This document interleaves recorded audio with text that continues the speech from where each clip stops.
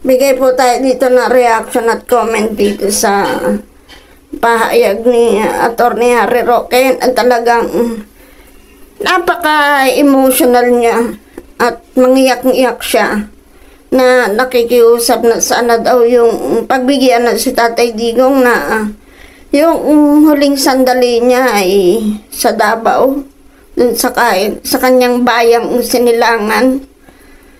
Grabe, no? Ito si Atty. Harry Roque talaga. Nung hinawa ito sa dahig, talagang masama loob ko. Kasi kitang-kita ko to, nasimulan ko to nung spokesperson siya eh.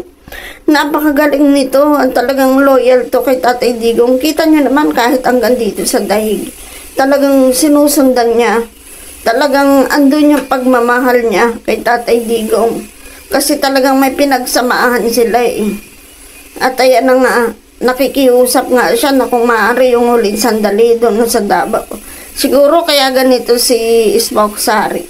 Kasi may nababalita kasi na hospital daw si Tatay Digong kahapon.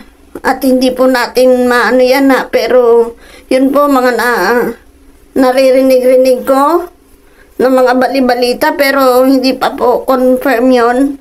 Pero sabi po kahapon ni BP Sara, alam daw niya, totoo kaya lang, hindi siya pwede magsalita. Hindi niya kasi alam kung pwedeng sabihin.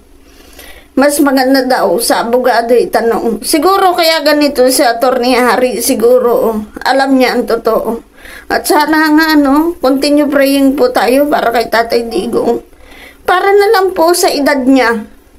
Kasi talagang hindi niya po deserve yun. Sobrang nakakaawa. Sobra. Ay.